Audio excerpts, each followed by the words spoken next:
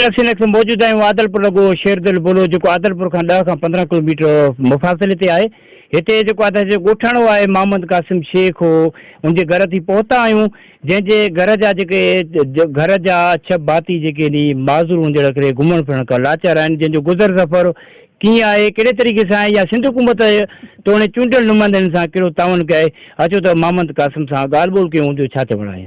10 खां 15 किलोमीटर मां आदिलपुर खां परे वेठो आहियां। मां ग़रीब आहियां, मिसकिन आहियां। मुंहिंजा बच्चा जेके आहिनि मुंहिंजा माज़ूर आहिनि।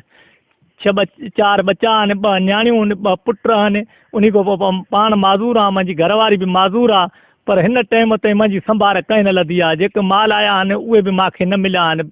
उन खां पोइ मुंहिंजो जेकी बि आहे सनादी कार्ड खां वञा थो, उहो बि मूंखे हिन टाइम ते नादरा में धिका ॾेई मोटाए छॾनि था।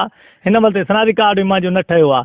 बाक़ी जेको जान आहे मुंहिंजो हुकूमत जे तरफ़ां जाम जेके मुंहिंजो आहे वज़ीर आला आहे, या जेके बि मुंहिंजा मिनिस्टर ऑफिसर आहिनि, जेके बि आहिनि, मुंहिंजा ख़ुदा करण मुंहिंजी मदद कई वञे। मां गुज़ारिश इहा कयां थो त मां ग़रीब आहियां, मां वटि का बि खाइण वसियत न आहे, मां ग़रीब आहियां। मुंहिंजो असुलु गुज़र सफ़र ई ॾुखियो आहे ॾाढो। साईं जन खे गुज़ारिश इहा आहे त मुंहिंजी मदद कई वञे। मुंहिंजा बच्चा बि माज़ूर आहिनि, मां पाण बि माज़ूर आहियां। जंहिंमें 4 मुंहिंजा बच्चा आहिनि। 4 चइनि बच्चनि में 2 धीअ माज़ूर आहिनि, 2 पुट माज़ूर आहिनि, हिकु मुंहिंजो मुड़ुसु माज़ूर आहे। सरकारी तरफ़ां जेके बि फंड आया आहिनि असांखे न मिलिया आहिनि।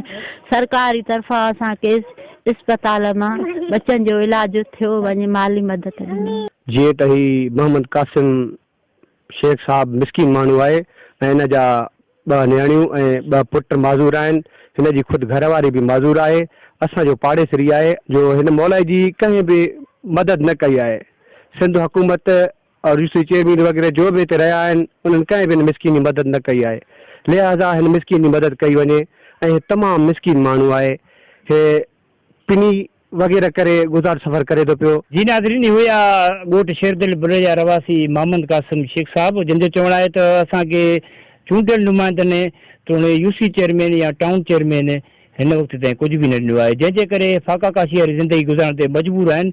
महिरबानी आहे हितां जेके रवासी आहिनि, जेके असांजे गुज़र सफ़र यानी उनजे घरनि मां जेको ईंदो आहे असां खाईंदा आहियूं, बाक़ी असांजो गुज़र सफ़र ॾाढो ॾुखियो आहे। हिन जो इहो बि चवणु आहे त असांजो सरकारी सतह ते इलाजु कराए असांजी माली मदद कई वञे। कैमरामैन निसार अहमद तईम सां गॾु माजिद अली कलवड़, टेम न्यूज़, आदलपुर।